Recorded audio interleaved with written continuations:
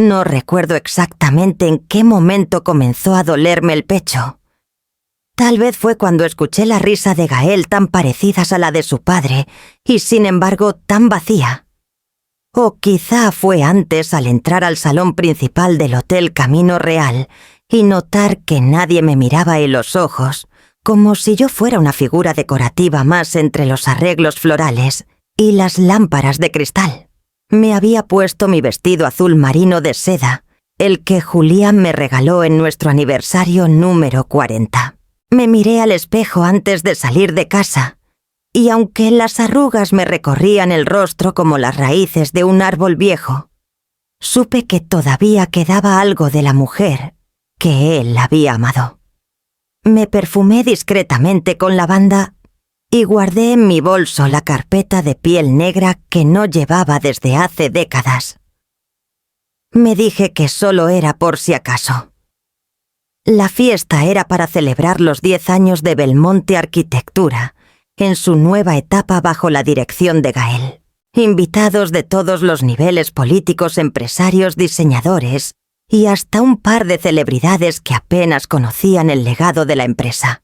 Julián y yo la habíamos fundado hace más de 40 años con los ahorros de nuestra juventud y una hipoteca sobre la casa de mis abuelos en Sevilla. Luego vinimos a México con la esperanza de construir algo sólido, no solo en ladrillos, sino en familia. Al principio me sentí como una sombra entre los reflectores. Nadie se me acercaba, ni los antiguos socios, ni las nuevas caras. Las únicas que me saludaron con una sonrisa fueron las meseras jóvenes, tal vez, porque no sabían quién era yo. Avancé entre las mesas buscando a Gael, sintiendo la curiosidad en algunas miradas, como si me reconocieran pero no quisieran confirmarlo. Y entonces lo escuché. «Ya llegó la madre inútil», lo dijo Gael. «Mi hijo, mi único hijo». Lo dijo riendo mientras se acomodaba el saco frente a sus colegas. Lo dijo como si no le doliera, como si yo no estuviese a escasos 3 metros escuchando cada sílaba. Sentí como si el suelo se deslizara bajo mis pies. Me quedé quieta. Los murmullos no tardaron en seguir como olas suaves que te mojan antes de que puedas huir. «Pobrecita», murmuró alguien más atrás. «No se entera que la tienen aquí por lástima». El calor me subió al rostro como una fiebre inesperada. Tragué saliva, apreté los dedos contra el bolso y miré a Gael. Él ni siquiera me dirigió una mirada. Estaba ocupado explicando algún proyecto de expansión a un arquitecto joven como si yo fuera invisible. No respondí. No dije nada. No había nada que pudiera decir sin rebajarme al mismo nivel. Solo me di la vuelta y caminé hacia la salida. Cada paso me costaba.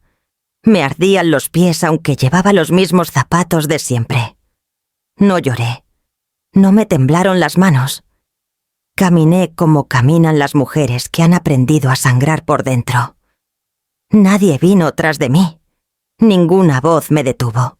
Y mientras salía por las puertas de cristal, un recuerdo me golpeó como un eco la noche en que Julián y yo firmamos la escritura de la empresa. Él había insistido en que mi nombre apareciera como cofundadora, no solo por amor, sino porque decía que sin mí no existiría ni plano ni ladrillo. Yo había aceptado con una mezcla de orgullo y discreción.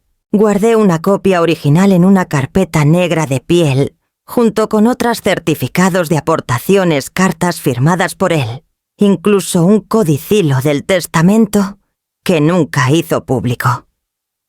Todo eso dormía en mi bolso esta noche, por si acaso, porque una nunca sabe cuándo dejarán de vernos como esposas madres pilares y empezarán a vernos como estorbos. Cuando salí a la calle, el aire de la ciudad me golpeó la cara como un despertador. Los taxis pasaban de largo. Las luces del hotel parpadeaban detrás de mí. Abrí el bolso, toqué la carpeta y sentí que mis dedos volvían a tener peso. No era solo papel. Era mi historia, mi legado. mi derecho. Subí a un coche de aplicación sin mirar atrás. El conductor era joven y amable. No me preguntó por qué tenía los ojos rojos. Le pedí que me llevara de regreso a San Miguel de Allende. Tan lejos, doña Sí. Pero ya es hora de volver a casa. Y no me gusta dormir en lugares donde me llaman inútil. Apoyé la cabeza en la ventanilla y dejé que las luces de la ciudad se convirtieran en líneas borrosas. Porque esta vez no ibas a quedarme callada. Esta vez me iban a escuchar. Al llegar a casa el silencio me recibió como un viejo amigo que no juzga, solo espera. Cerré la puerta principal con suavidad como si el ruido del cerrojo pudiera despertar alguna emoción que ya no quería sentir. Dejé el bolso sobre la mesa de entrada y me quedé ahí de pie mirando el pasillo largo con sus paredes llenas de fotos antiguas. Julián en la Universidad Gael, con los cachetes redondos de niño mimado. Yo con el cabello recogido y la sonrisa de quien aún creía que el esfuerzo siempre era recompensado. La casa olía a madera y lavanda, a los años que no pasaron en vano. En el fondo el reloj de péndulo marcaba las 11:15, con su sonido monótono. Era tarde, pero no tenía sueño. Me quité los zapatos con cuidado y caminé descalza hacia la sala donde todo seguía como lo habíamos dejado la última Navidad, que Gael aceptó pasar aquí. Encendí la lámpara del rincón, esa que compramos en Oaxaca, en nuestro aniversario 35. La luz cálida iluminó el mueble bajo del escritorio. Abrí la gaveta del medio y saqué la caja de cedro. Dentro estaba todo lo que nunca debí olvidar. Extendí los documentos sobre la mesa como si fuesen piezas de un rompecabezas que al fin tenía sentido. Primero las escrituras de constitución de Belmonte Arquitectura, firmadas en 1982, en una notaría de Guadalajara. Julián insistió entonces en que mi nombre apareciera como cofundadora. No lo hago por cortesía, me dijo. Lo hago porque sin ti esto no tendría ni sentido ni cimientos. Recuerdo su letra clara firme al lado de la mía. Luego el certificado de acciones. 60%. Eso decía y lo decía con tinta negra sobre fondo beige. Ese documento fue expedido el mismo año y desde entonces estuvo guardado bajo llave. Nunca lo mencionamos frente a socios, ni siquiera a Gael. Julián decía que no hacía falta, que lo importante era que nosotros supiéramos lo que valía mi trabajo. Pasé los dedos sobre el papel, como si pudiera recuperar los días de planos sobre la mesa del comedor de noches, sin dormir calculando presupuestos de reuniones improvisadas en cafés, mientras Gael dormía en la carriola. Yo diseñaba interiores, gestionaba proveedores, coordinaba pagos. Julián era la cara pública, la voz firme, el nombre que figuraba en revistas. Pero detrás de cada proyecto estaba yo. Finalmente saqué el sobre sellado con cera roja. Julián lo escribió un año antes de morir. Codicilo privado, decía en la esquina. Nunca quise abrirlo antes. Me daba miedo descubrir que no estaba lo que creía. Pero esta noche, después de esa frase dicha en voz alta, la madre inútil ya no temía. Ahora necesitaba saber. Rompí el sello con manos firmes. Dentro una carta manuscrita y una copia adicional del testamento. En la carta Julián explicaba que deseaba dejar constancia, por si acaso él faltaba primero, de que mi participación en la empresa era no solo moral, sino legal. Que Gael debía respetarla. Que nadie tenía derecho a rebajarme, mucho menos a invisibilizarme. Que si algún día alguien lo intentaba, yo tenía todo lo necesario para defenderme. Me apoyé en el respaldo del sillón con el corazón latiendo lento pero seguro. Esa carpeta que llevé al evento no fue un acto de impulso. Fue intuición. Fue dignidad contenida. Apagué la lámpara. No necesitaba más luz. Ya veía todo con claridad. El café frente al jardín Allende, Seguía igual que siempre con sus mesas de hierro forjado, los manteles a cuadros y ese olor a pan dulce recién horneado, que se mezclaba con el sonido de las campanas de la parroquia. Llegué 15 minutos antes por costumbre más que por puntualidad.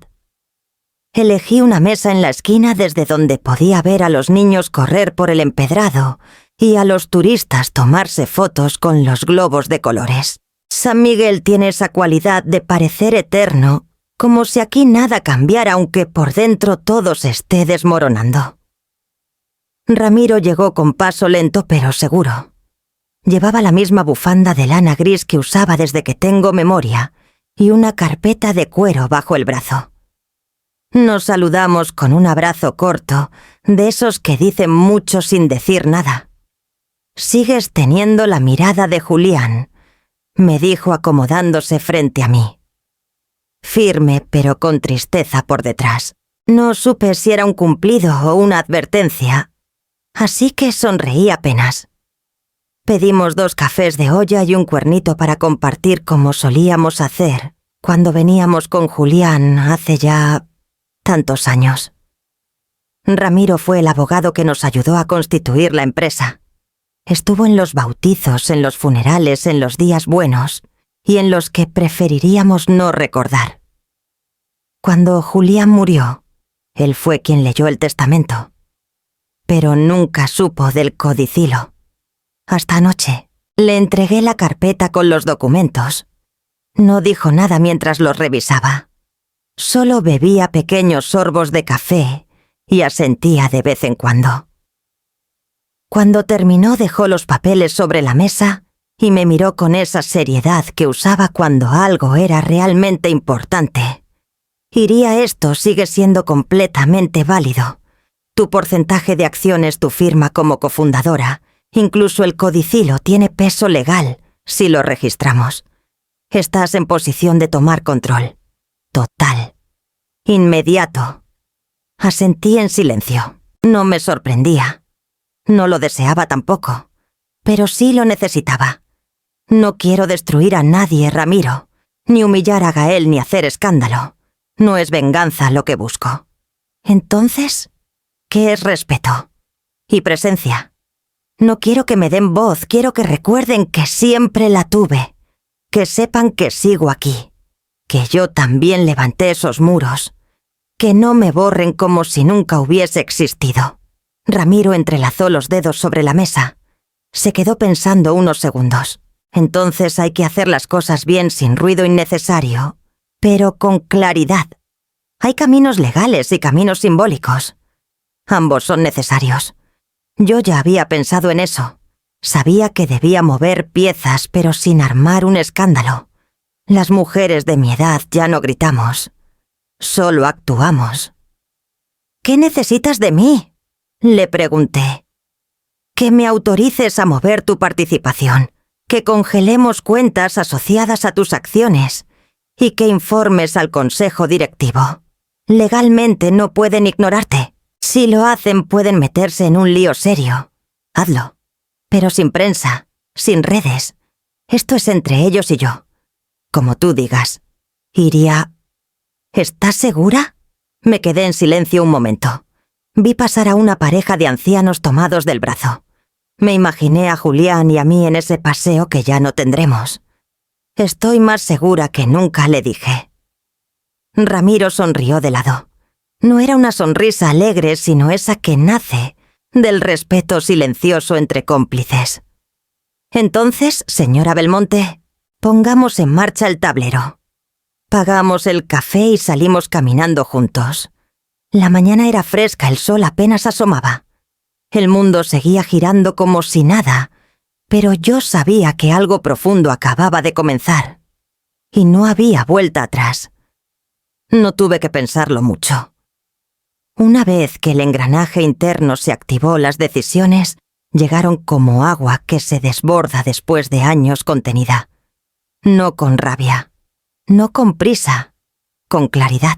Una claridad helada certera que solo se alcanza cuando has sido ignorada durante tanto tiempo que la duda se disuelve. Lo primero fue el viaje familiar. Cada año desde que Julián falleció, yo me encargaba de reservar el mismo hotel en Valle de Guadalupe para celebrar el aniversario de bodas, aunque él ya no estuviera. Era una forma de mantener viva la tradición. Este año Gael lo había convertido en un pretexto corporativo, una escapada estratégica con su equipo financiada parcialmente con fondos de la empresa, y por supuesto programada el mismo fin de semana que solíamos recordar nuestra historia. Llamé directamente a Mariana, la agente de viajes que siempre nos atendía. «Hola, señora Iria», me dijo con su voz de siempre dulce y eficiente. «Ya tengo las confirmaciones para el grupo 7 habitaciones, 2 suites, la cena privada y las catas. ¿Quiere que le mande los detalles?» No le respondí. «Quiero que lo canceles todo». Hubo un silencio breve. ¿Desea reprogramarlo? «No, Mariana. Deseo anularlo por completo, y si hay penalización por cancelación la asumo. ¿Está segura?» «Más que nunca». Colgué. Luego fui a la computadora.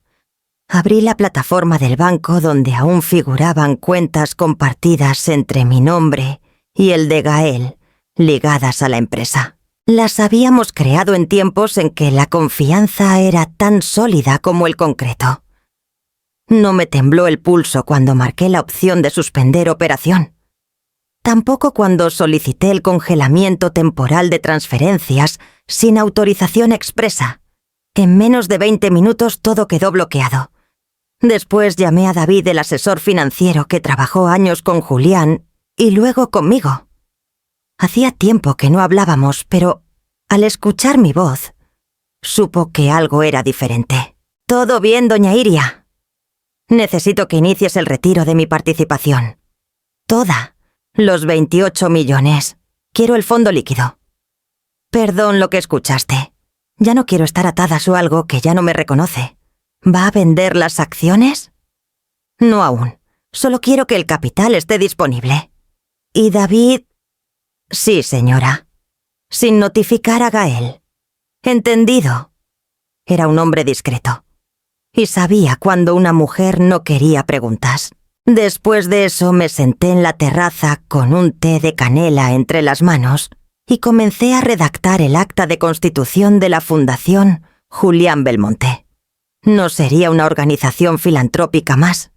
Sería un refugio para mujeres de mi edad que querían empezar de nuevo. Porque a los 70 también se empieza. Porque hay historias que no se acaban, solo cambian de tono. Usé parte del capital retirado para abrir el fondo inicial, 5 millones de pesos. Registré los estatutos con ayuda de Ramiro.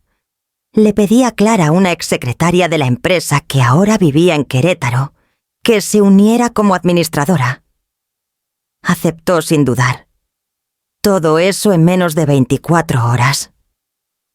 Mientras tanto, el celular no dejó de sonar. La pantalla se iluminaba cada 5 minutos con el nombre de Gael. A veces llamaba directamente, otras veces usaba el teléfono de la oficina o incluso de Ivana. Nunca contesté. No había nada que él pudiera decirme que no hubiera dicho ya con su risa frente a sus colegas. Cuando el contador de llamadas perdidas llegó a 58, apagué el teléfono. Me di el lujo de cerrar los ojos y escuchar el silencio de mi casa. Ese silencio espeso, denso, pero honesto. Ese que no murmura insultos ni reproduce carcajadas. Ese que no me llama madre inútil. Esa noche dormí con la ventana abierta dejando que el viento de San Miguel me despeinara un poco. Porque lo único que había cancelado era el miedo de volver a ser invisible. Gael nació una mañana de junio cuando el aire de Guadalajara olía a tierra mojada y café recién colado. Yo tenía 32 años y las manos llenas de proyectos, planos, presupuestos, proveedores. Julián y yo dormíamos poco y soñábamos mucho. Construíamos casas de día y sueños de noche. Y entre medio de todo eso, llegó él. Pequeño moreno como su padre con los ojos entrecerrados, como si ya supiera que el mundo iba a exigirle más de lo justo. Lo cargué por primera vez en el pasillo del hospital cuando las enfermeras se distrajeron un segundo. Lo envolví en la manta azul que había tejido mi madre y le susurré: «Naciste para amar, no para competir». Quizá fue una ilusión mía pensar que esas palabras se quedarían con él. Creció entre planos y maquetas, entre reuniones y teléfonos que no dejaban de sonar. Le encantaba esconderse debajo de la mesa de dibujo y garabatear con lápices de colores mientras Julián discutía con clientes. A los 6 años ya reconocía los estilos arquitectónicos. A los 8 me preguntó por qué yo no firmaba los proyectos. Le dije que no siempre se necesita un nombre para dejar huella. No sé si lo entendió, o si desde entonces decidió que él sí pondría el suyo en todo. Julián lo formó a su modo. Le enseñó a negociar, a resistir, a no mostrar debilidad. En este mundo, o mandas o te mandan, le decía mientras lo llevaba a reuniones, vestido con trajes que le quedaban grandes. Yo intentaba equilibrar enseñándole a escuchar, a tener compasión, a notar cuando alguien estaba cansado o triste. Pero la balanza siempre caía del lado de su padre. Tal vez porque Julián hablaba con autoridad y yo con suavidad. Tal vez porque la sociedad le aplaudía más a los que sabían imponerse que a los que sabían acompañar. A los 15 Gael ya se comportaba como adulto. Elegía sus propias corbatas, sus propias opiniones. A veces se me escapaba un comentario amoroso y él me respondía con una mueca de incomodidad. «Mamá, por favor, estoy en una llamada importante». Como si la ternura lo hiciera vulnerable. Lo mandamos a estudiar a Monterrey, luego a Madrid y finalmente a Boston. Regresó con un título brillante, un acento mezclado y una forma de mirar que no reconocía. Me abrazó en el aeropuerto, pero fue un abrazo rápido de compromiso. A Julián le trajo un vino caro y una propuesta de expansión. A mí, un imán de nevera. Cuando Julián murió, fue Gael quien dio el discurso. Fue correcto, medido, impecable. Dijo lo que había que decir. Pero yo sabía que dentro de él algo se rompía. No supe cómo acercarme. Él no me dejó. Poco a poco empezó a reorganizar la empresa. Me fue sacando de los correos, de las reuniones, de las decisiones. Decía que era para no estresarme. Que ya había trabajado suficiente, que merecía descansar. Yo callaba. No por debilidad, sino porque pensé que quizás tenía razón. Hasta que me llamó madre inútil. Ese día entendí que no solo me había excluido del negocio, sino de su historia. Que ya no me veía como cimiento, sino como carga. Que todo lo que compartimos, lo que construimos juntos ahora, era suyo. Y solo suyo. No sé en qué momento mi hijo dejó de ser hijo de ambos y empezó a ser solo de sí mismo. Pero ahora lo tenía claro. Si él había olvidado de dónde venía entonces, yo le iba así a recordar de qué estaba hecha su raíz. Y esa raíz, esa mujer que él llamaba inútil, seguía más viva que nunca. Las oficinas de Belmonte Arquitectura habían cambiado mucho desde los años en que Julián y yo pasábamos las noches entre planos y café frío. Ahora todo era vidrio mármol y tecnología táctil. Recepcionistas uniformadas, pantallas con presentaciones, girando en bucles sillones minimalistas que parecían más escultura que asiento. Pero había algo que no cambiaba: la manera en que los hombres poderosos se miraban entre sí cuando una mujer entra a una sala con intenciones serias.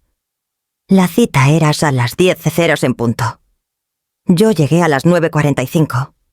Llevaba el pelo recogido en un moño bajo un vestido negro sencillo y la misma carpeta de piel que había llevado a la fiesta. Me acompañaba Ramiro, discreto y elegante como siempre, con su portafolio lleno de copias notarizadas y una expresión impenetrable. La asistente de dirección nos miró con confusión al ver nuestros nombres en la lista. Ramiro se adelantó con voz firme. Reunión extraordinaria del Consejo Directivo. La señora Belmonte es accionista fundadora. Tiene derecho legal de participación. No discutió. Marcó por teléfono, murmuró algo al auricular y luego nos condujo hasta la sala de juntas. La puerta de madera de nogal se abrió lentamente, revelando a Gael en el centro de la mesa con su traje entallado color carbón y una sonrisa tensa clavada en el rostro. A su derecha el ingeniero Rivas, uno de los socios más antiguos. A la izquierda, dos nuevos inversores que apenas me conocían. Al fondo Ivana cruzada de brazos con ese aire de superioridad tan cultivado como falso. Mamá, dijo Gael sin moverse. ¿Qué haces aquí ejercer mi derecho? Respondí sin levantar la voz.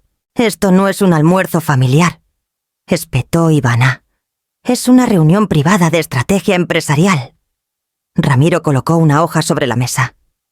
Era el acta de constitución de la empresa firmada por Julián y por mí en 1982. La señora Belmonte no necesita invitación. Su firma aparece como cofundadora y su porcentaje de participación original es del 60%. Eso le otorga voz y voto en cualquier asunto relevante. Silencio. Gael tomó la hoja, la leyó como si nunca la hubiera visto. Sus ojos se movían rápido, pero su boca no decía nada. Esto debe estar desactualizado, dijo finalmente. Yo saqué el segundo documento, el certificado de acciones actualizado con la leyenda de titularidad aún vigente a mi nombre. Luego el codicilo firmado por Julián, notariado por Ramiro y validado por el registro público de la propiedad. Mi esposo dejó constancia expresa de mi rol en esta empresa y añadió que en caso de que yo fuese desplazada, debía recordárseles a todos que sin mi dote inicial, sin mis gestiones legales, sin mi respaldo financiero, nada de esto existiría. El ingeniero Rivas carraspeó incómodo. Con todo respeto, señora Iria, ¿usted aún conserva acciones activas? Retiré mis dividendos hace 3 días, pero mi participación en el consejo sigue vigente hasta que se formalice la venta. Y no he autorizado ninguna. De hecho, añadí, sacando una hoja más. He congelado toda transacción vinculada a mis acciones hasta nuevo aviso. Uno de los inversores jóvenes murmuró algo en voz baja. Ivana frunció el ceño. Gael se incorporó con los nudillos blancos de tanto apretar el respaldo de su silla. ¿Qué quieres?, preguntó finalmente. ¿Arruinarme? ¿Convertir esto en un escándalo?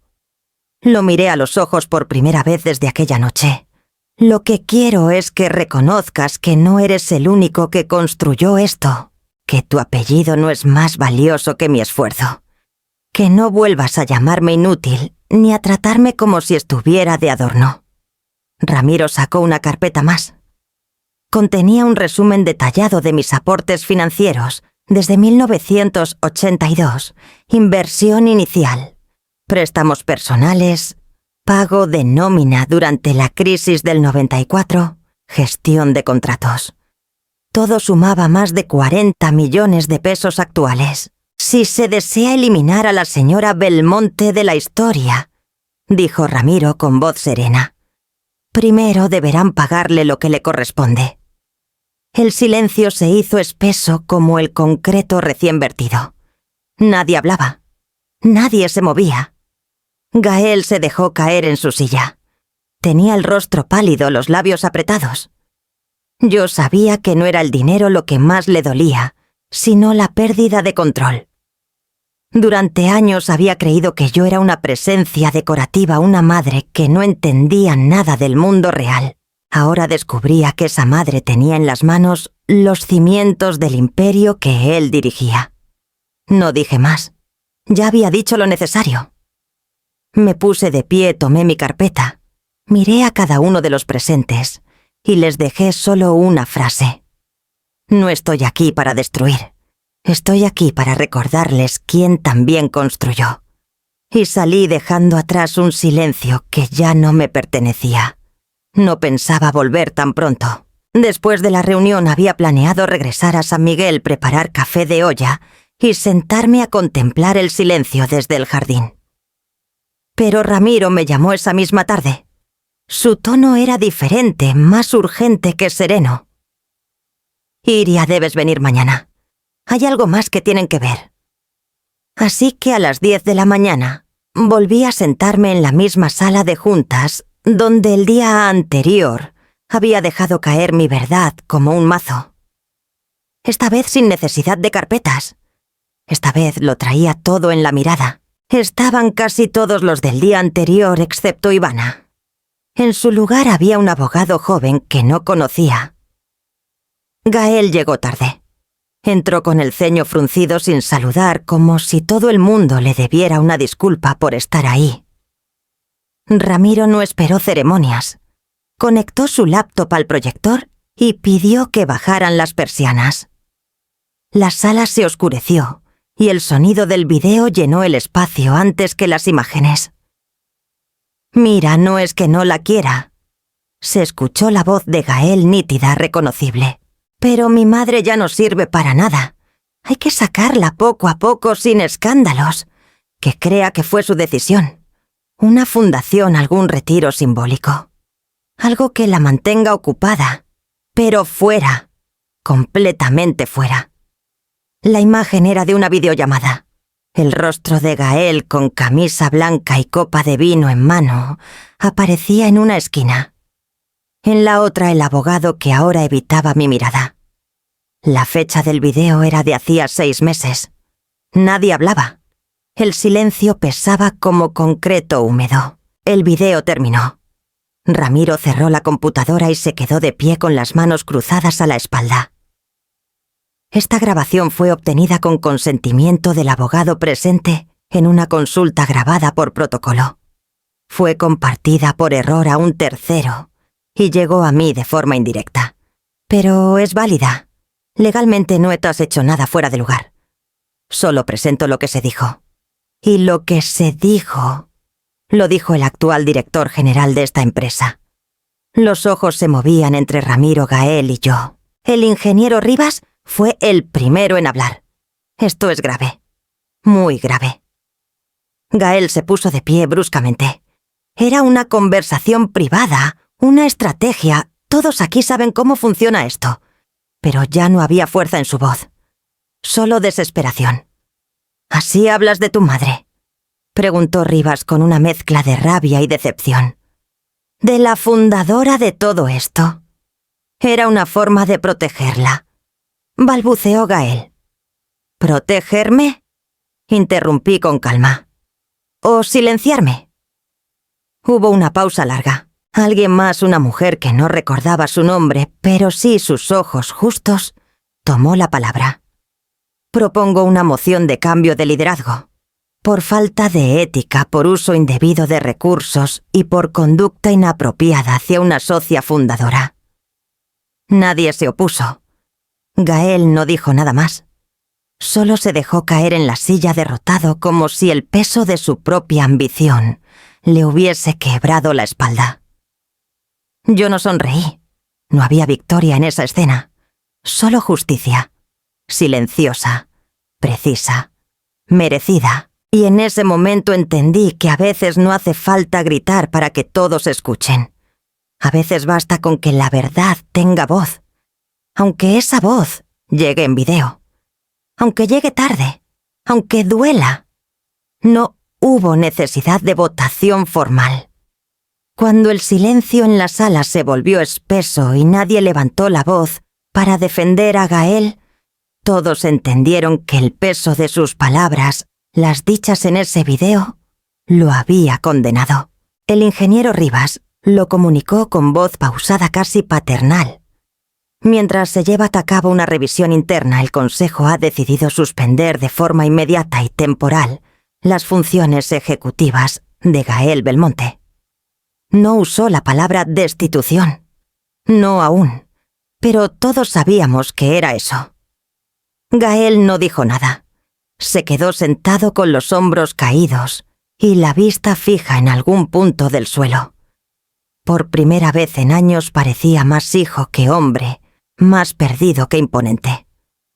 Nadie lo consoló. Nadie intentó suavizar la escena. Esa sala donde tantas veces él había dado instrucciones, ahora lo veía como lo que era un hombre vencido por su propia aseccha arrogancia. Salí sin mirar atrás. Ramiro se quedó unos minutos más para cerrar algunos asuntos. Yo bajé sola al estacionamiento donde un chofer uno que reconocía desde los tiempos de Julián se apresuró a abrirme la puerta con una mirada que no era de lástima, sino de respeto. Y eso en ese momento valía más que cualquier aplauso. Horas después, mientras tomaba un café en la cocina de mi casa, recibí un mensaje de voz. Era de Ivana. Lo escuché una sola vez. «Esto es tu culpa, Iria. Te dimos un lugar, te dimos presencia, y tú decidiste destruirlo todo. Gael confió en que jamás te atreverías a tanto. Siempre dijiste que eras de las que perdonan, pero no. Esperaste a que se abriera la herida y metiste el cuchillo». Su voz no era de dolor, era de rabia. Una rabia contenida, construida a base de apariencia. Porque para Ivana todo lo que no se dice en voz alta no existe. Ella vive de fachada. Vive de cenas elegantes, de fundaciones vacías, de discursos aprendidos frente al espejo. Para ella una mujer como yo solo sirve si callas y asientes y no incomoda. Pero esa Iria ya no existe. No respondí al mensaje. Lo borré. Más tarde Ramiro me llamó para contarme que la noticia de la suspensión de Gael ya circulaba entre los socios minoritarios. Había murmullos, preguntas, especulaciones. Algunos se preguntaban si yo planeaba asumir el cargo. Me reí no por burla, sino por la ironía. No necesitaba cargos ni títulos. Ya tenía lo único que importa, la verdad reconocida. Y con eso bastaba. Esa noche no dormí profundamente, pero tampoco di vueltas. El cuerpo tiene su forma de acomodarse al nuevo orden. Me levanté a las 5, preparé pan tostado, barrí la entrada y luego me senté en el sillón junto a la ventana del jardín. El jazmín estaba floreciendo antes de tiempo. El viento traía olor a tierra húmeda. No sonreí. No había nada que celebrar. Pero mi silencio, ese silencio que me había acompañado toda la vida, se sentía distinto. No era un silencio de resignación. Era un silencio lleno de peso, como el eco que queda después de un terremoto. No destruye todo, pero sí reordena. Y yo sabía que a partir de ahora, nada volvería solo a estar en el mismo sitio. Ni en la empresa, ni en la familia, ni dentro de mí. Era sábado por la mañana. El cielo estaba despejado de ese azul que solo se ve después de una tormenta larga. En el jardín las bugambilias colgaban como cascadas violetas, indiferentes a todo lo que había pasado en los últimos días. Me encontraba en la cocina preparando té de manzanilla cuando escuché el timbre. No me sorprendió. Lo había estado esperando, aunque no de forma consciente. Era solo cuestión de tiempo. Me asomé por la cortina del ventanal que da a la entrada. Ahí estaba Gael vestido con esa camisa blanca que usaba en las reuniones importantes, un ramo de rosas rojas en la mano, el gesto ensayado de quien ha venido a pedir perdón. Parecía más viejo que la última vez que lo vi, aunque solo habían pasado días. El orgullo lo desgastaba más que los años. No abrí la puerta. No porque quisiera castigarlo, sino porque sabía que aún no había entendido. Él pensaba que con un gesto bonito, con flores caras y palabras tibias, podía barrer bajo la alfombra décadas de silencios y desplantes. Pero una madre no es una figura decorativa que se desempolva en aniversarios o crisis. Una madre, una verdadera madre, no desaparece por conveniencia, ni se adorna según la imagen que otros necesitan proyectar. Gael tocó una vez más. Luego dijo mi nombre bajito como cuando era niño y tenía miedo de mis regaños. Yo tomé una hoja de papel y escribí con letra firme: una madre no es adorno. Ni olvido. La doblé por la mitad, salí por la puerta lateral y la dejé en el buzón mientras él seguía esperando, frente a la entrada principal. No quise verle la cara. No por rencor, sino porque aún no era el momento. El perdón no puede pedirse con la boca si el corazón sigue blindado. Minutos después lo vi marcharse por la calle, empedrada las rosas aún en la mano, colgando hacia abajo como si el peso del gesto lo estuviera venciendo. Volví adentro. Me senté en la sala con mi taza de té aún tibia. Afuera los pájaros cantaban como si nada hubiera ocurrido. No lloré, pero por primera vez sentí que el silencio entre madre e hijo no era un muro, sino una pausa necesaria. Y las pausas, cuando se escuchan bien, también dicen la verdad. Las mañanas en San Miguel tienen una quietud distinta. No es silencio absoluto, sino una música baja de hojas, pasos lejanos y pájaros que anuncian sin urgencia.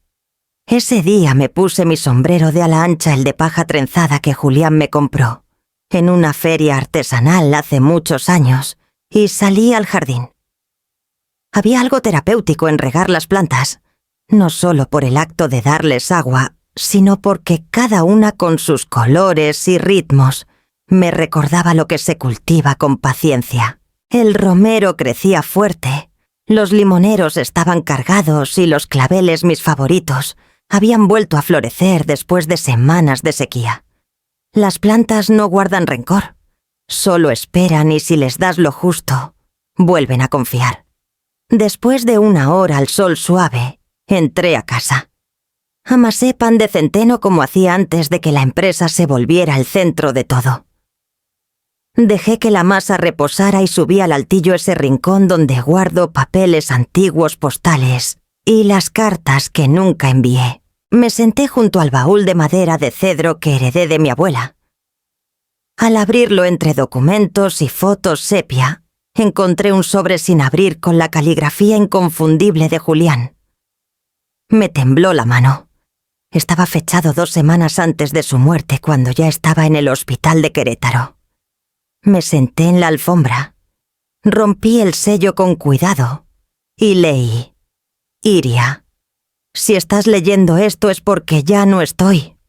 Perdón por no defenderte más, por permitir que el consejo te invisibilizara, por callar cuando debía hablar. Yo fui la cara de la empresa, pero tú fuiste el cimiento. Tú hipotecaste tu herencia, tú hablaste con los primeros clientes, tú diseñaste el primer logo, tú diste nombre a Belmonte Arquitectura. Nunca debí dejar que te borraran del relato. Siempre supiste cuándo callar, pero también cuándo actuar. No dejes que la historia te borre. Con amor, J. Me quedé ahí con la carta en el regazo, escuchando el pan inflarse en el horno y los grillos empezar su canción.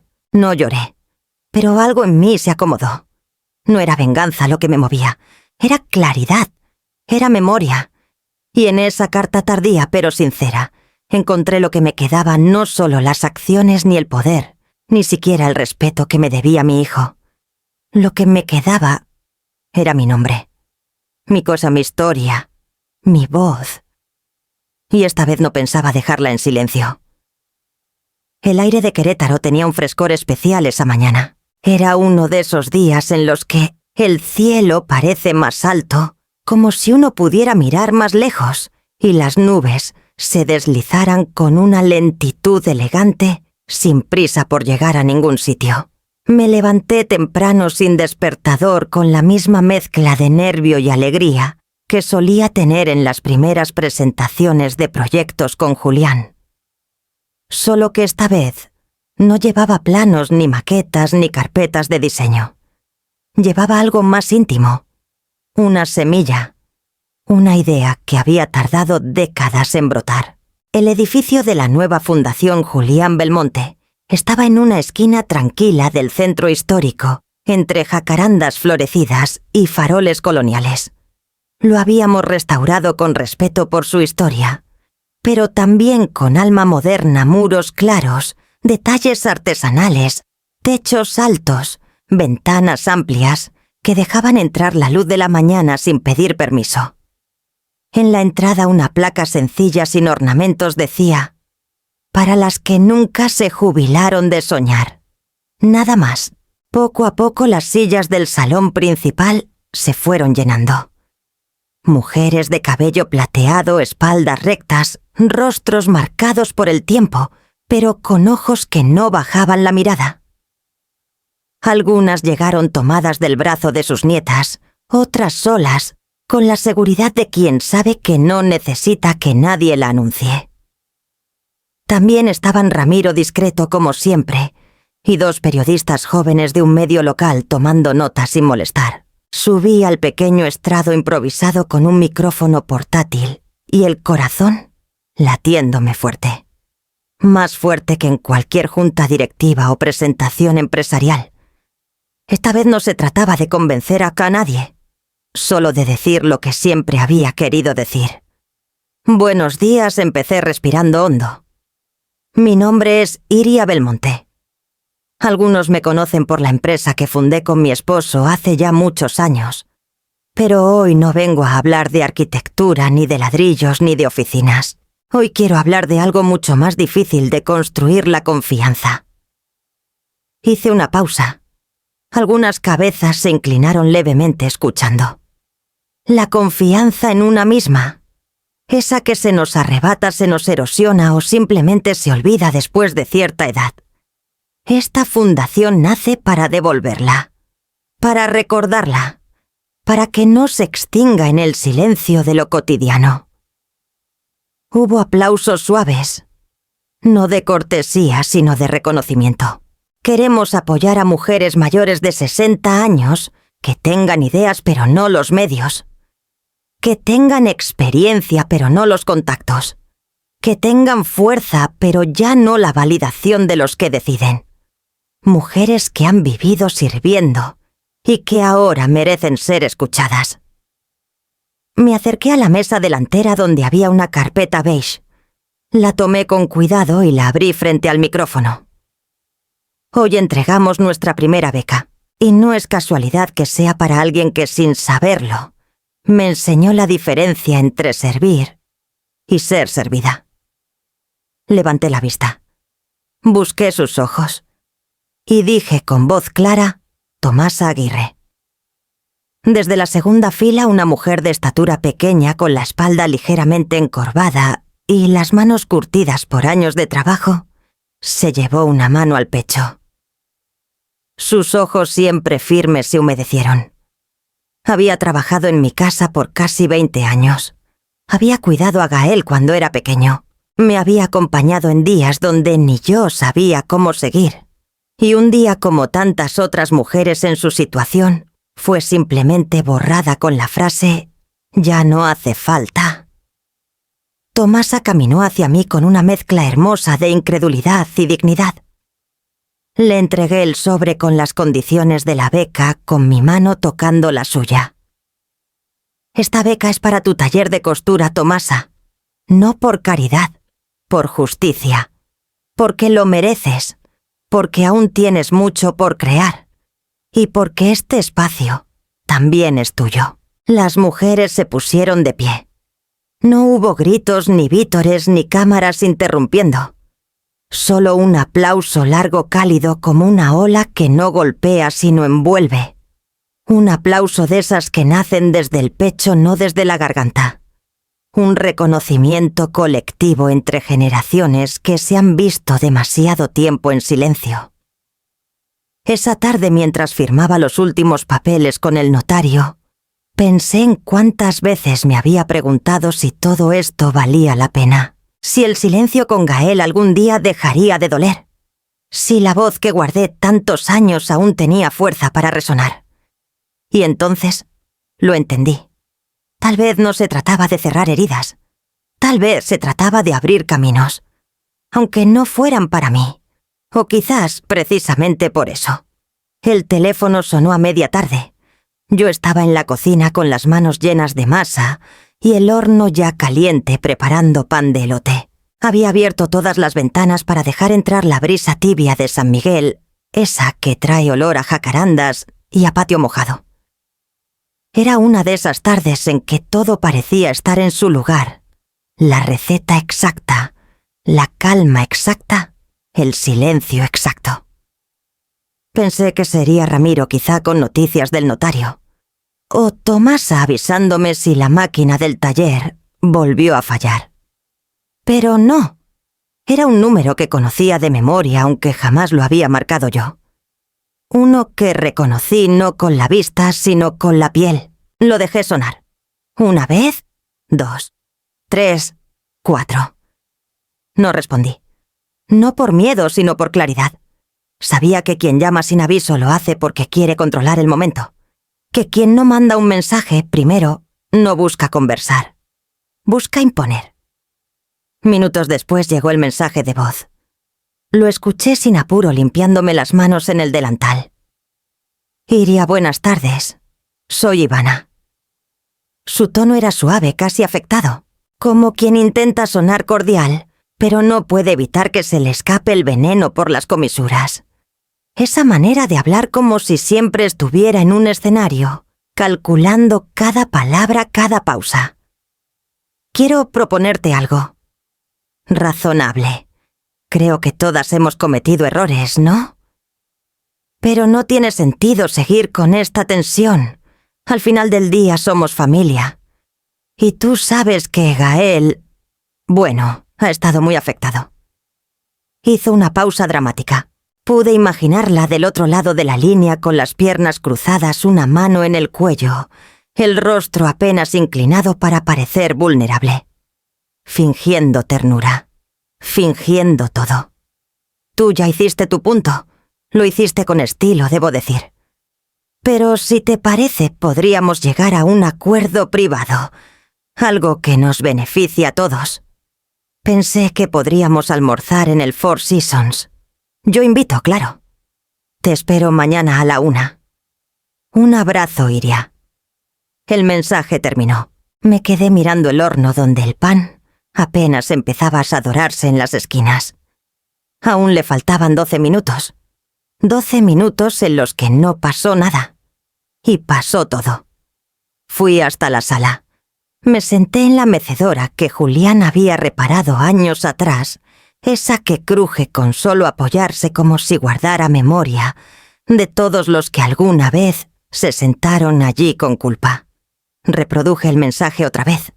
Esta vez no porque dudara, sino por confirmar lo que ya sabía. Era la misma Ivana que en cada comida familiar sonreía con condescendencia cuando yo hablaba. La misma que una vez sin reírse, pero con burla, me dijo que las mujeres de otra época no entienden el mundo moderno. La que convenció a Gael de firmar contratos sin leer los pies de página. La que se burló en voz baja, pero cuidadosamente calculada, cuando propuse incluir a más mujeres mayores en el consejo. La que una vez preguntó frente a todos, ¿Iria aún tiene voto como si fuera un chiste? Esa Ivana. No otra. Tomé el teléfono, abrí el chat y escribí una sola palabra. No, sin signos de exclamación, sin explicación, sin adornos. Solo eso.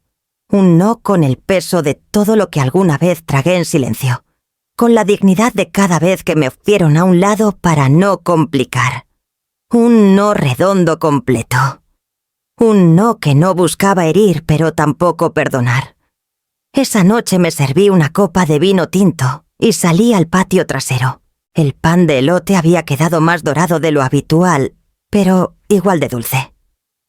Me lo comí en silencio, sin compañía, sin culpa.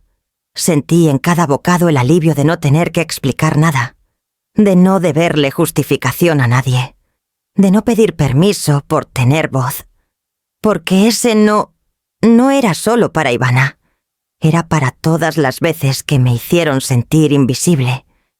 Para cada momento en que agaché la cabeza por educación. para cada ocasión en que me hicieron creer que ya no tenía edad para decidir. Fue un no con raíces, con historia, con cuerpo. Y por primera vez en mucho tiempo supe sin duda, sin miedo, que no necesitaba ganar. Solo necesitaba no perderme otra vez. No suelo decir que sí a entrevistas. No me gusta hablar de mí en público ni figurar en fotos con cara de éxito tardío. Pero aquella mañana, algo en la voz de la productora me tocó. Era una muchacha joven, tal vez, de la edad que tendría mi nieta si Gael hubiera tenido otra historia. Su voz temblaba un poco cuando dijo: «Señora Iria, queremos hablar con usted, porque lo que hizo nos inspira». No habló de escándalo ni de fortuna. Dijo inspirar. Y yo, que pasé décadas en silencio, dije que sí. La cita fue en Radio UNAM, un viernes a las 10 de la mañana. Llevaba un vestido azul marino sin joyas, solo un broche de plata que me regaló Julián cuando cumplimos 20 años de casados. Me lo puse porque ese día, más que nunca, necesitaba recordar que hubo una parte de él que sí creyó en mí hasta el final. La cabina era pequeña, forrada de paneles de espuma. Olía a café y cables calientes. La conductora, una mujer de voz cálida y risa fácil, me ofreció té de Jamaica antes de empezar. Lista, doña Iria, sentí. Ya no me temblaban las manos. La entrevista empezó con una breve introducción sobre la fundación. Después hablaron de Belmonte Arquitectura, de los inicios, con Julián, de los premios, los proyectos en Mérida, Oaxaca, Los Cabos.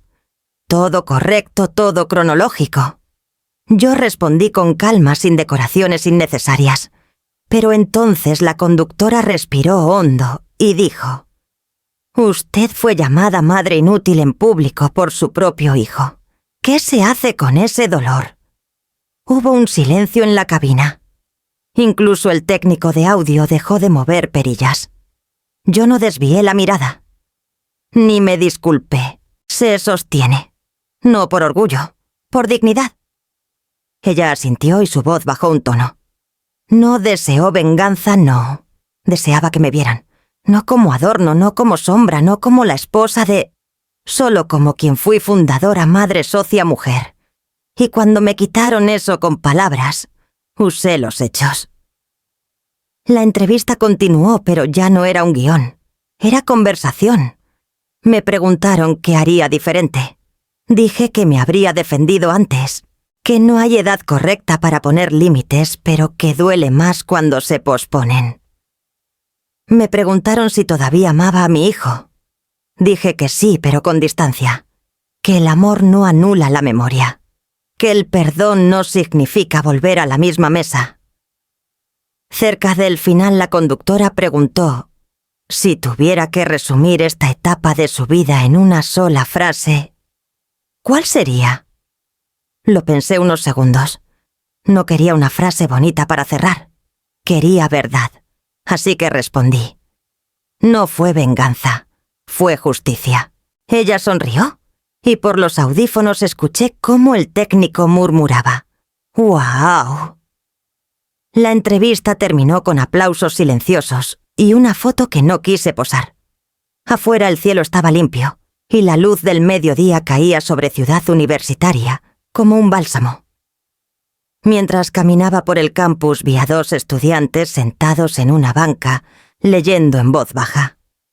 Uno de ellos, al verme pasar, dijo: «¿Es usted la señora de la entrevista?». Asentí. Mi abuela le manda decir que gracias, que ya no se va a callar en la próxima reunión familiar. Le sonreí. No hay trofeo más grande que eso. Y esa noche, al volver a casa, me serví una taza de chocolate caliente. Me senté en el sillón donde Julián solía leer, y por primera vez en mucho tiempo sentí que todo había valido la pena, no para callar a nadie, sino para por fin escucharme a mí misma. Lo vi en la pantalla de la cocina mientras preparaba pan de nata. No suelo ver televisión a esa hora, pero ese día algo se empujó hasta encenderla. Tal vez fue el silencio. Tal vez fue ese rumor extraño que llega cuando algo está por cambiar. En el canal de noticias aparecía Gael. Traje oscuro, corbata mal anudada, ojeras visibles. No era el mismo hombre que meses antes alzó la copa en el hotel diciendo que su madre era solo historia antigua. Había perdido peso. También había perdido arrogancia. En unos minutos el ingeniero Gael Belmonte ofrecerá una rueda de prensa extraordinaria desde las oficinas centrales de Belmonte Arquitectura, dijo la presentadora con tono grave. Apagué el horno, me limpié las manos en el delantal y subí el volumen. La imagen cambió a una sala blanca con una mesa larga y varios micrófonos. Gael estaba solo. Ni Ivana ni su equipo legal ni asesores. Solo él. Se aclaró la garganta, bajó la vista a unas hojas, pero no las leyó.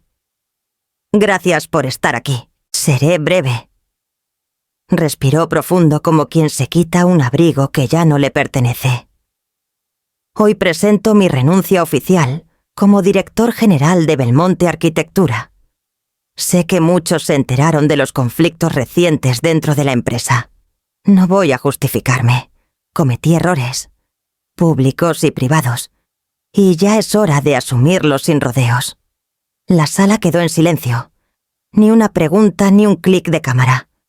Durante años hablé de la historia de la empresa como si fuera mía, como si solo mi padre y yo la hubiéramos construido. Olvidé convenientemente que la semilla de todo esto nació con una mujer que hipotecó su herencia para levantar los primeros cimientos. Mi madre. Mi pecho se apretó. Ni siquiera parpadeé. Iría Belmonte no fue solo la esposa de Julián.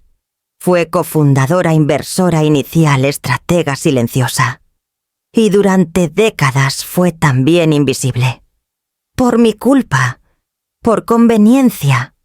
Por orgullo. Se frotó la cara con ambas manos como si las palabras dolieran en la boca. Llamé a mi madre inútil delante de mis colegas. Pensé que era una frase sin consecuencias, pero aprendí demasiado tarde que las madres no olvidan y que tampoco necesitan gritar para así hacerse escuchar. En ese momento la cámara hizo un leve zoom. Sus ojos brillaban.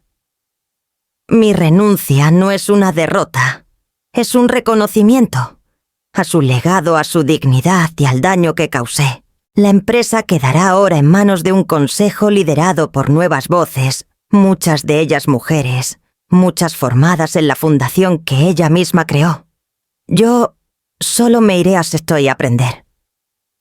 Cerró la carpeta, se puso de pie, y antes de dejar el atril dijo: a veces perder el poder es la única forma de recuperar el respeto. La transmisión terminó, y yo me quedé inmóvil con las manos aún manchadas de harina.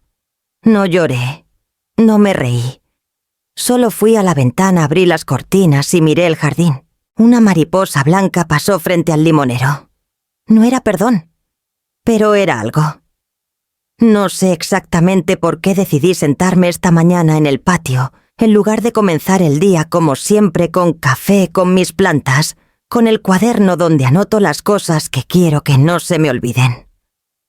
Tal vez fue el aire húmedo, denso, como si presintiera que algo necesitaba ser dicho, aunque nadie fuera a escucharlo. Me senté bajo el limonero ese que plantó Julián con sus propias manos la primavera que nos mudamos a San Miguel. Tenía entonces hojas delgadas temblorosas. Hoy sus ramas dan sombra, dan fruta, dan consuelo. Frente a mí una hoja en blanco. La había sacado sin pensarlo del cajón del comedor. No era una hoja cualquiera. Era papel de carta con borde dorado, de esos que usaba cuando aún existía la costumbre de escribir con intención. La miré por varios minutos antes de tocarla con la pluma. Dudé. Volví a mirar.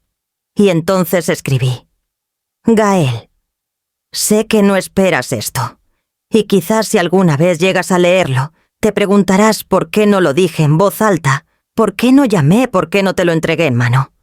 La respuesta es sencilla y al mismo tiempo dolorosa porque esta carta no es para ti, es para mí. Para poder cerrar una puerta que dejé entreabierta demasiado tiempo. Para poder mirar al espejo y no ver solo a la madre que cayó, que permitió, que justificó. Escribir esta carta es mirarme por fin como mujer, no solo como madre. Recuerdo cuando naciste. Recuerdo la primera vez que me tomaste el dedo con tu manita tan pequeño que pensé que se rompería con el viento. Recuerdo cómo llorabas con hambre y cómo se me abría el pecho literalmente al escucharte. Porque eso es la maternidad, un desgarro invisible que una acepta con amor. Y tú fuiste amado, Gael, desde el primer segundo. Incluso ahora, también recuerdo cuando comenzaste a endurecerte. Tenías 6, tal vez 7 años cuando Julián te llevó a tu primera junta. Volviste con otra mirada. Más firme, más lejana. Dijiste que querías ser como él. Y yo, tonta, me alegré. Te enseñé a decir gracias, por favor, perdón. Pero también fui yo quien cayó cuando empezaste a dejar de usarlas. Y cada vez que justificaba tus palabras frías con está, estresado es su forma de ser, me alejaba más de ti. Y de mí. Cuando me llamaste madre inútil aquella noche, sí la escuché. Aunque no lo creas, no fue esa frase la que me rompió. Fue la risa. Tu risa, cómplice con otros burlona como si mi historia entera se redujera a un adjetivo. Como si los años construyendo contigo las noches, sin dormir los sacrificios silenciosos, los silencios aprendidos. No contaran. No buscaba venganza. Buscaba respeto. Un lugar. Una silla donde no me sentaran por compromiso sino por memoria. Porque aunque tú lo olvides, la empresa también tiene mis cimientos. Aunque tú niegues mis decisiones, hay edificios enteros firmados por mí. Aunque no te interese, yo también soñé antes de que tú aprendieras a hablar. Duele sí, pero no más que seguir esperando algo que no llegará. Por eso escribo esta carta, Gael. No para herirte, no para buscar reconciliación, sino para devolverme a mí misma el poder que cedí con amor, pero que no supiste cuidar. No voy a negarte, eres mi hijo, y parte de lo mejor y lo peor que soy viene de ser tu madre. Pero también soy Iria, no solo Belmonte de apellido, Belmonte de esencia. Hoy comprendí que una madre no se mide por lo que aguanta, sino por lo que elige dejar de permitir. Te perdono, Gael, no porque lo merezcas, sino porque no quiero cargar contigo más tiempo del necesario, porque soltar no es olvidar, es sobrevivir. Y porque al final del día merezco paz. Con la misma tinta con la que un día firmé tu primer permiso escolar, hoy escribo mi última carta para ti. Que la vida te sea justa. Que algún día, si tienes una hija, sepas verla. Adiós, mamá. Terminé la carta con la mano temblando. No lloré, ya no. A veces las lágrimas ya no son necesarias. A veces el silencio pesa más. Me levanté del banco, caminé hasta el pequeño brasero de hierro que tengo en la esquina del patio. Metí la carta. Prendí un cerillo. El fuego no dudó. Subió como si también esperara ser liberado. La hoja crujió. Las palabras se hicieron humo. Observé cada trozo ennegrecerse. No sentí alivio. Sentí verdad. Porque a veces no se trata de ganar, ni de perder. Solo de no fingir más. Y eso a esta edad también es una forma de empezar de nuevo. El edificio de la notaría olía a madera vieja y café recién hecho. Las paredes estaban adornadas con retratos de personajes ilustres notarios, de otras épocas, hombres serios, con bigotes solemnes. Iria entró con paso firme sin necesidad de bastón, sin compañía. Su cabello recogido en un moño bajo el vestido azul oscuro, que Julián siempre decía que le daba aires de reina. La secretaria la saludó con cortesía medida. «¿A nombre de quién registramos la nueva razón social, señora?», preguntó mientras preparaba los documentos en la pantalla. Iria no titubeó. «Iria Belmonte Ruiz de Aragón», dijo con voz clara. «Todo completo». La secretaria alzó ligeramente las cejas, tal vez por el apellido doble, por la forma en que Iria lo pronunció, con la seguridad de quien no está pidiendo permiso. Tecleó sin decir más. En menos de una hora la propiedad de su casa quedó a su nombre completo. También la fundación que había creado con el dinero que una vez fue parte silenciosa de una empresa donde la callaron. Ahora todo llevaba su sello, sin abreviaturas, sin apellidos prestados. No usó el de Julián, no porque renegara de él. Julián había sido su compañero, su sostén, su amor. Pero también en los últimos años su sombra. Una sombra que no lo hacía culpable, pero sí cómplice pasivo de una invisibilidad construida a fuego lento. Salir de la notaría fue como quitarse un abrigo pesado que ya no necesitaba. El sol de la tarde le rozaba la cara, y en lugar de meterse al coche, decidió caminar. Las calles de San Miguel de Allende estaban tranquilas ese día. Un vendedor de helados pasaba empujando su carrito. Un grupo de jóvenes turistas se tomaba selfies frente a una iglesia. Y ella, Iria, caminaba en medio de todo sin ser mirada, sin ser reconocida. Pero por primera vez, sin sentirse invisible. Cuando llegó a casa, lo primero que hizo fue quitarse los zapatos. Caminó descalza por el piso de piedra fría rumbo a la cocina. Preparó café de olla con canela y clavo como solía hacerlo en las mañanas con Julián. Lo sirvió en su taza favorita, esa que tenía una pequeña grieta en el asa, pero que no soltaba por nada, y salió al balcón. Desde allí el mundo parecía respirar distinto. Las montañas al fondo se teñían de naranjas y morados.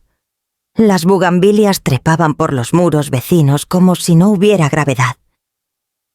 Todo era silencio salvo el trino ocasional de un pájaro solitario. Se sentó, apoyó la taza sobre la mesita de hierro forjado, y entonces, como si el momento lo hubiera estado esperando, murmuró: «No gané». Hizo una pausa. No porque dudara, sino porque las palabras, cuando son verdaderas, no necesitan correr. Solo dejé de fingir que no valgo, y esa frase dicha en voz baja resonó más fuerte que cualquier aplauso que hubiese recibido en su vida. Recordó todas las veces que se había hecho pequeña para no incomodar. Todas las reuniones donde opinó, pero con suavidad, para no parecer mandona. Todas las decisiones que tomó y luego dejó que Julián presentara como suyas, porque así era mejor para todos. Todas las fiestas donde su vestido era impecable, pero su voz apenas un susurro entre risas ajenas. Recordó también las veces que su hijo la interrumpió, las veces que Ivana fingió no escucharla, las veces que incluso ella misma pensó que ya no tenía edad para empezar nada nuevo. Y sin embargo ahí estaba, con su casa a su nombre, con una fundación que ya comenzaba a cambiar vidas, con un apellido que resonaba, no por el escándalo, sino por la dignidad. Y sobre todo con una libertad silenciosa firme que no pedía reconocimiento pero tampoco perdón. No había ganado en el sentido clásico. No había una estatuilla. No hubo portadas de revistas. Nadie vino a entregarle flores. Pero había algo más. Algo que no podía comprarse, ni heredarse el derecho a ocupar su lugar sin pedir disculpas. Bebió un sorbo de café. Estaba caliente, fuerte, aromático. Como ella, el cielo comenzaba a oscurecerse lentamente. Pronto las luces del vecindario se encenderían. Pronto alguien pasaría con una guitarra y un bolero. Pronto Gael volvería a intentar una llamada. Y ella quizás la dejaría sonar sin contestar. O quizás respondería. Aún no lo sabía. No porque no perdonara, sino porque ahora tenía el derecho de decidir sin culpas. Se recargó en la silla. Respiró hondo. Miró el horizonte y con una media sonrisa casi imperceptible, se permitió la última palabra del día. Y eso, a esta edad, también es victoria.